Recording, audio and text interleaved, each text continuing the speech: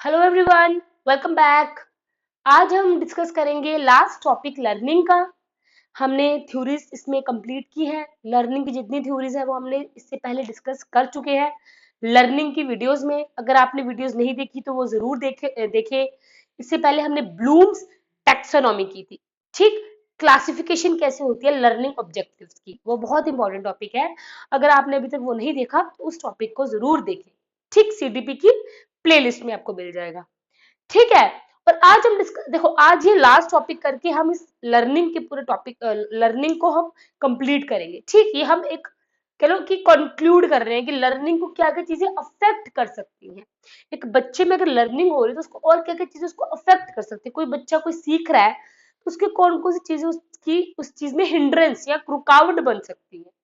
ठीक, रुकावट कह लो या हिंड्रेंस, या पॉजिटिव वे में जा रही है नेगेटिव वे में जा रही है, दोनों चीजें। ठीक, वो कैसे अफेक्ट कर सकती है। कुछ फैक्टर्स या personal factor, environmental factors. Personal factors में उसकी एज आएगी।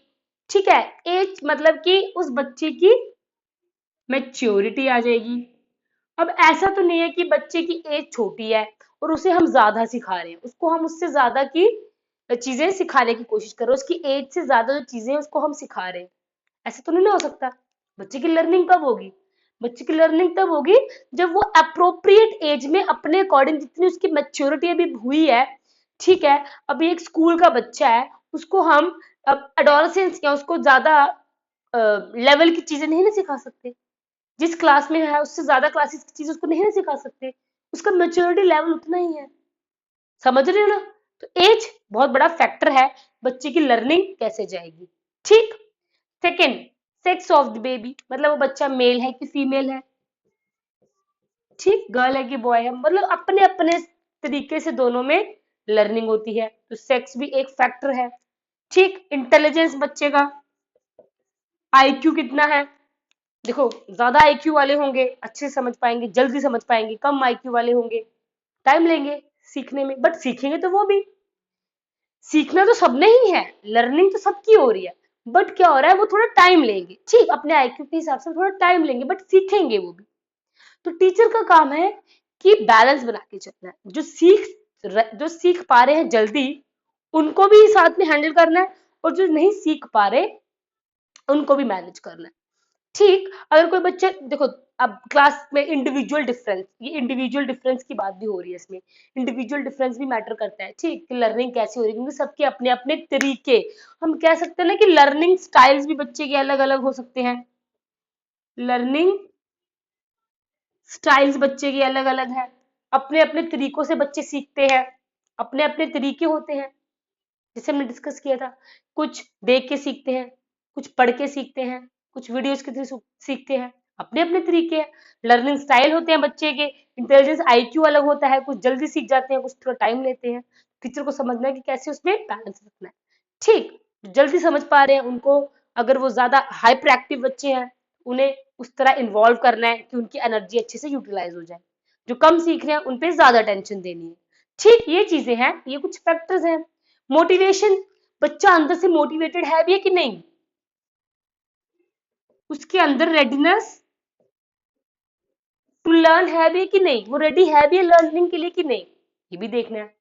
वो बच्चा क्या है, रेडी है भी है लर्निंग के लिए कि नहीं। रेडीनेस टू लर्न, सीखने की मतलब सीखने के लिए रेडी होना, तो वो भी चीजें मतलब अफेक्ट करेंगी बच्चे की लर्निंग को। ठीक, मोटिवेटेड बच्चा है भी है कि नहीं। इन्वायरमेंट में सब कुछ आ जाएगा उसका, home, school, society, culture, religion, सब कुछ, सब कुछ। ठीक, होम में सोशल इन्वायरमेंट, फैसिलिटीज कैसे उसको मिल रही है। स्कूल में उसके स्कूल में देखो कितनी चीजें अफेक्ट कर सकती है बच्चे की लर्निंग को। ठीक है, क्लासरूम का साइज, कि वो क्लासरूम का साइज कितना है। अगर ज्यादा बच्चे हैं क्लासरूम में तो सब पे ध्यान जाएगा? नहीं जाएगा ना। ज्यादा बच्चे हैं सब पे ध्यान नहीं जाएगा। या फिर कुछ ऐसे ही, मटेरियल कैसा है वहां पे।